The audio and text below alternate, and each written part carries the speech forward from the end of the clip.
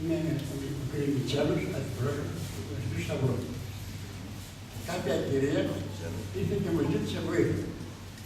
Λέω πόσο παίρνει στο μήνα, μου λέει 350 ευρώ.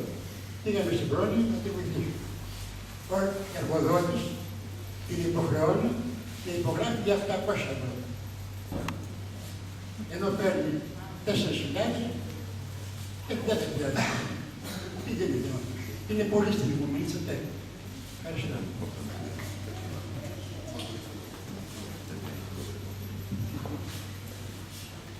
Υπάρχουν πάρα πολλές περιπτώσεις και δεν είναι μόνο αυτή περίπτωση. Σε αυτό το σημείο θέλω να πω ότι πολύ σημαντικό ρόλο μπορούν να παίξουν οι κοινωνικές υπηρεσίες του Δήμου για τον εντοπισμό των περιπτώσεων, η πρόνοια και φυσικά η Μητρόπολη.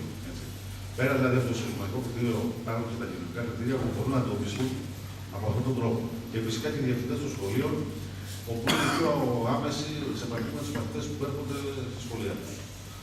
Οπότε θεωρώ ότι μπορούμε να κάνουμε, αν συνεργαστούμε με όλους αυτούς που έχουν πολύ καλή δουλειά και μπορούμε να πάμε ακόμα και από σπίτι σε σπίτι ανθρώπων που έχουν πρόβλημα πραγματικά σημαντικό, που δεν φαίνεται τέτοια που μπορούν να τους δηλώσει και να τους ενημερώσουμε σημαντικά ζητήματα.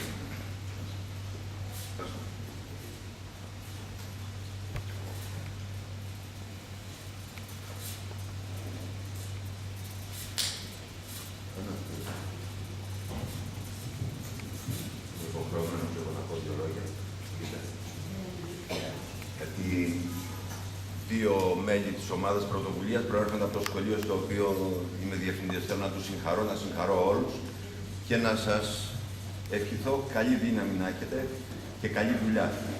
Αν η όρεξη και η δουλειά είναι αυτή που πρέπει να είναι, θα έχει απήχηση και ανταπόκριση.